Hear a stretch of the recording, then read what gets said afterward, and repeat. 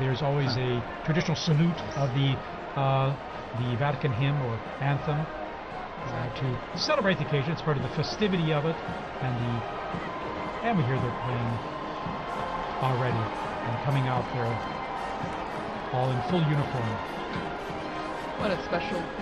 It's special too because these last more than 2 weeks, we've had the Swiss Guards were present for certain things, but now they have a Pope once again that they are protecting. That is their role, that is their mission, right? To be where the Pope is and to protect him.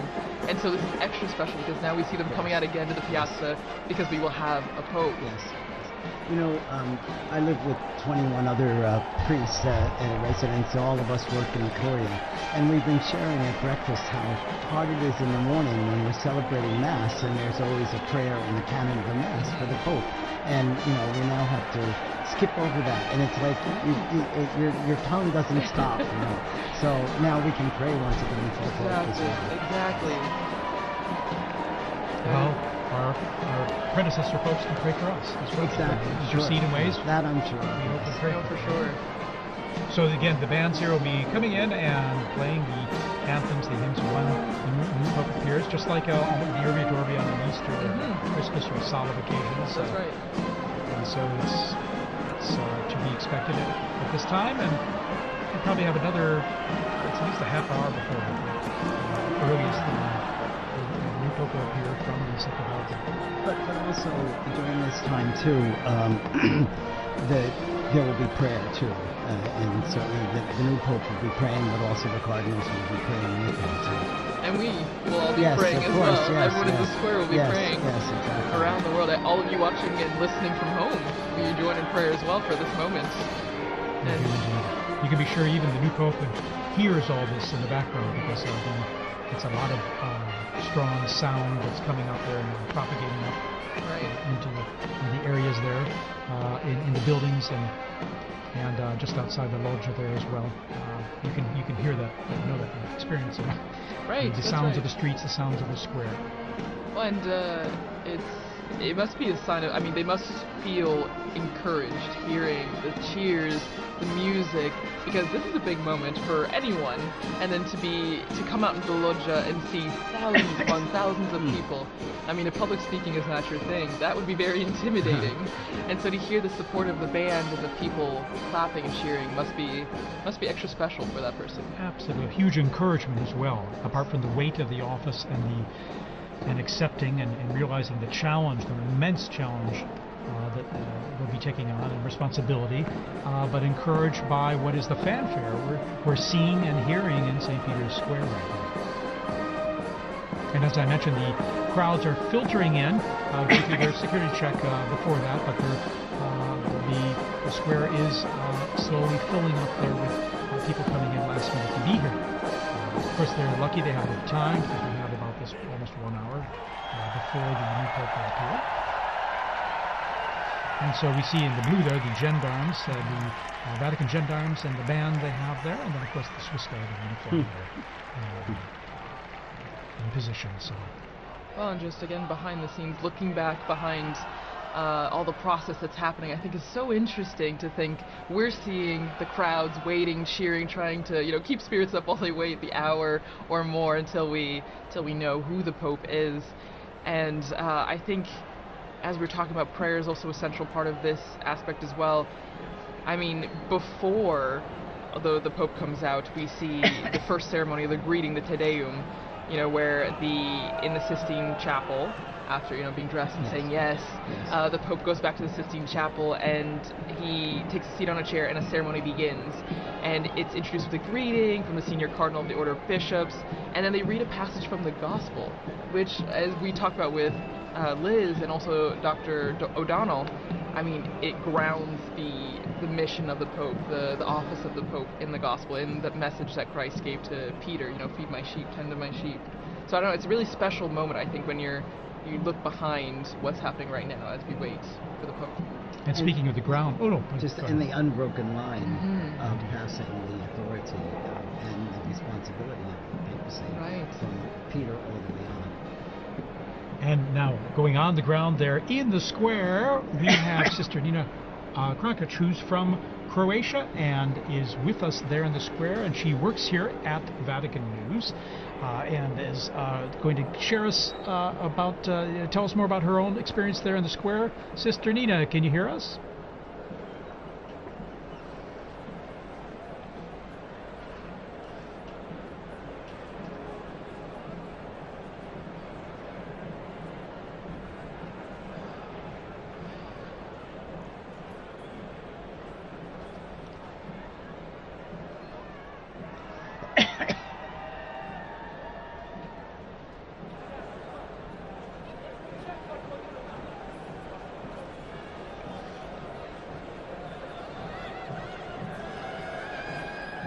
Sister Nina, you must have run out of the building there to get there in the square, because I mentioned the crowds coming in now there's got to be some bottleneck there, isn't there?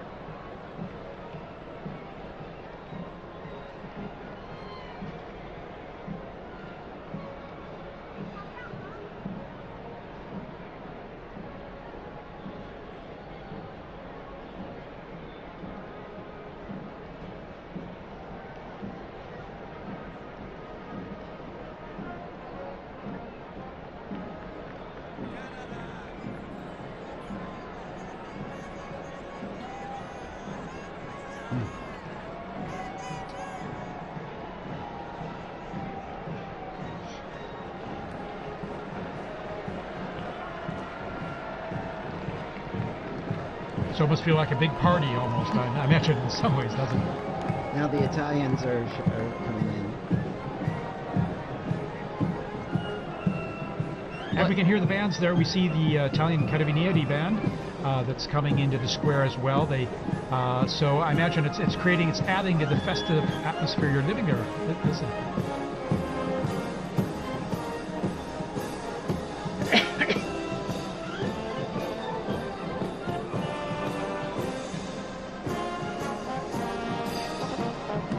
All right, Sister Nina, thanks for giving us that update there, and we look forward to connecting with you there again when possible. We know how it's a little tough with the cell signal there, given all the people communicating live on their cell phones and the networks there being a bit saturated. But thank you, and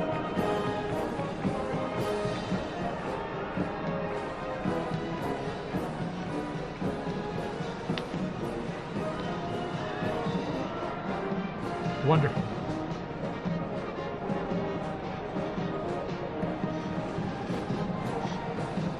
And Sister Nina, by the way, this is your first experience of this type, isn't it? Your first conclave, and so it must be extra special for you.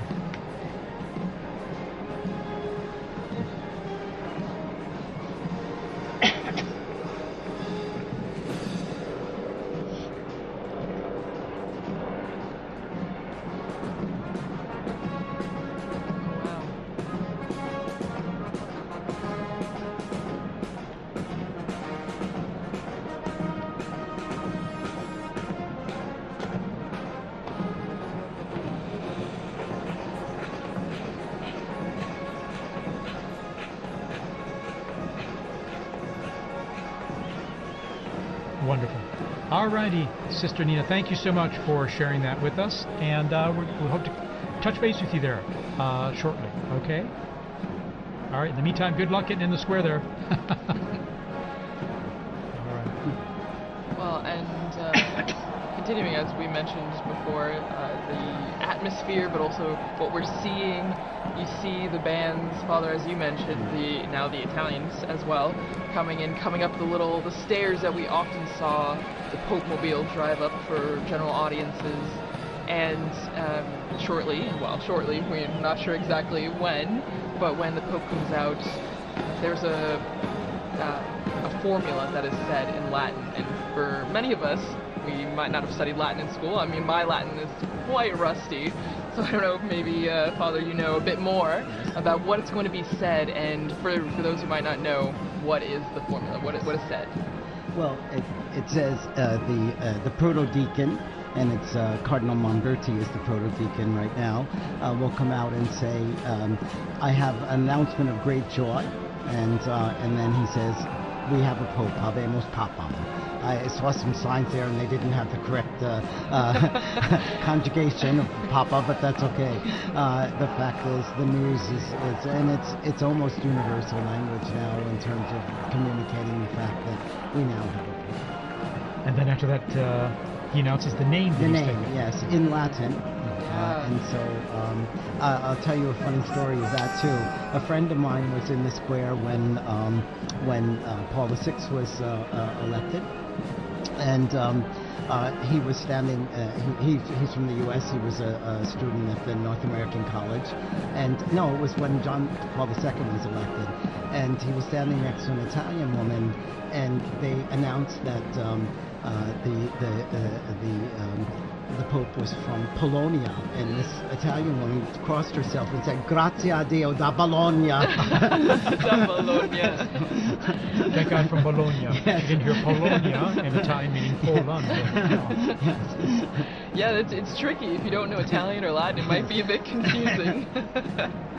But no, it's extra special, and as you mentioned, I mean, I remember watching with some of my colleagues here at the start of this week some of the compilations from the Habemus papams that we have video or audio of, which is only in the last, just over 100 years that we have video, and it's been really interesting because whether you know Latin or not, you know that phrase and you know what it means, and so it's a big signal to a new chapter in the church. And I'm thinking that the last announcement was by Cardinal Jean-Louis Touron, whom I worked with a great deal, and he made that announcement, and it was so good. And he's gone home to heaven, but I'm sure he's now rejoicing once again tonight.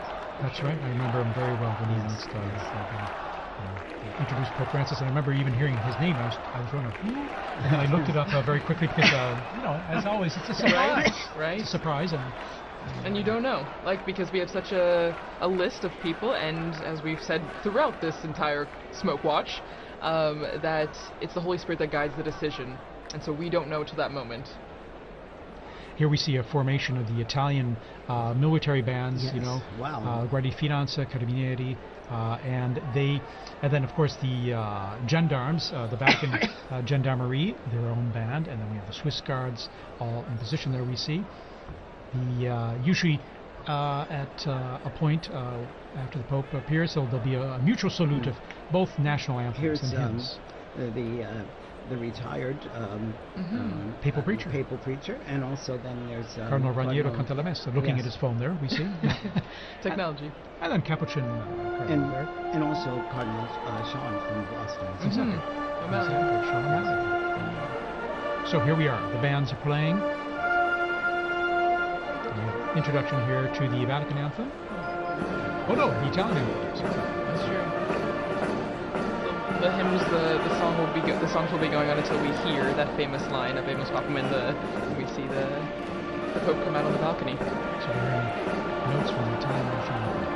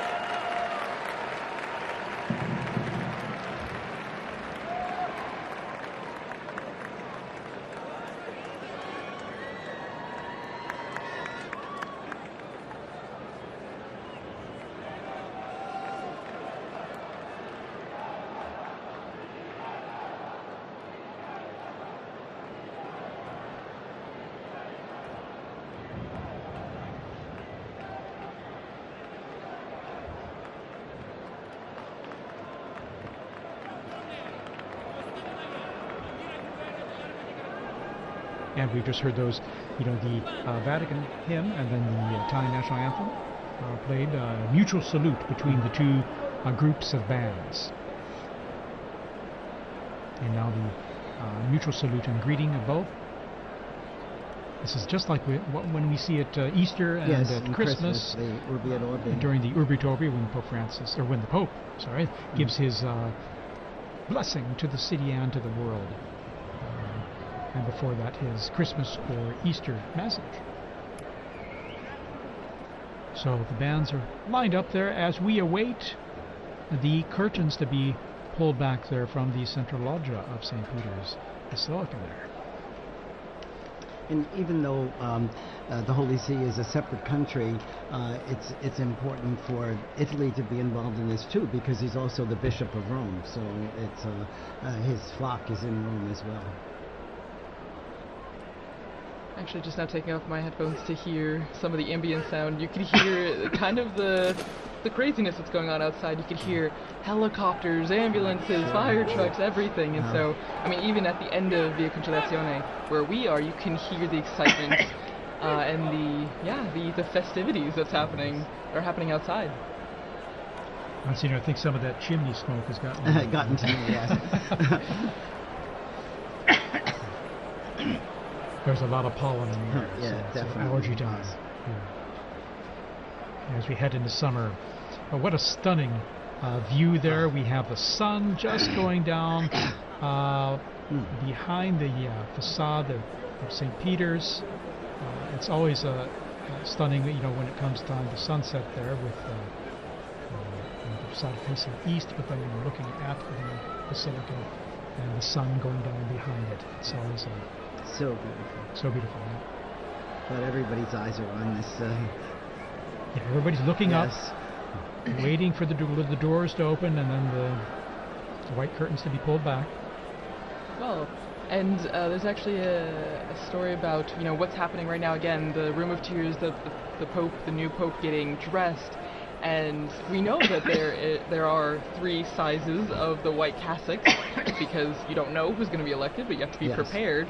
And actually, one of our colleagues, Christopher Wells, who was on this morning actually on the Smoke Watch, was talking about Pope John the 23rd, and he was. That's 11. And actually, since it didn't fit, they had to tie it like a medical garment. Exactly. And so it's a funny little anecdote to just remember that. I mean, no one knows, and so everyone's prepared. But that's what's going on right now. They're trying on the garments, and they're seeing what's fitting. And of course, they have different sizes available to start with, but sometimes they might need adjusting depending. Exactly. We're all made in God's image and likeness in different sizes. So there you go. See all those flags representing the different nations present. Also, it is the Jubilee of Hope, and so we have pilgrims here for Jubilee events over these days as well. I think I read about 15,000 for currently in Rome just for the Jubilee themed events. For pilgrimages that were organized well ahead of time. Well, and we're hearing from our producer, Francesca Merlo, that they're looking outside our building, and as I mentioned, there's helicopters, but they're blocking off the roads, and that's what Liz was mentioning too, that people are stopping, and they're just trying to get to the square as fast as they can. So it's a moment of organized chaos a bit in the square and around the Vatican. We have reports that there are people literally running to get into the square. And they will eventually, as they go through the checks and controls there. They do an extraordinary job of the crowd control as well, with these many people coming into St. Peter's Square and avoiding any potential problems or issues due to that. So. Well, and that is, you have to think that, I mean, maybe everything has a purpose, right? Everything has a reason, because we have this time in between the white smoke and the Habemus papam, maybe also for everyone to get to the square. It's a dual-edged sword. The new Pope is being prepared and ready to go to the loggia, but it's also to let everyone who can get to the square to be there for that special moment. And we're seeing it with our Vati drone footage here, as I'd like to call it. And you can see the square there. It's just wonderful. You can get a sense of the crowds, and then on the people kind of streaming in from the main avenue of the Conciliazione and some of the side streets there. Talking about the universality of the church, I just got a message from a UN official in Gaza who's listening to this transmission, and so you could see how connected people are, and how grateful they are to be able to hear Vatican news as well. Yeah, of course. We're grateful to have you here to say some nice, intelligent things for us. I don't know. Whether it's and give us some interesting input on all, and to share this experience. As you see, our drone footage there shows our Vati drone is showing the avenue there filling up with people, and as they come closer to the square, then they just go through a check there. And all the flags are ready. And Thaddeus, since you've been, this is your third conclave in Rome. In Rome, yes. And well, so I haven't been in conclave elsewhere. No, but you've been in Rome. Yes.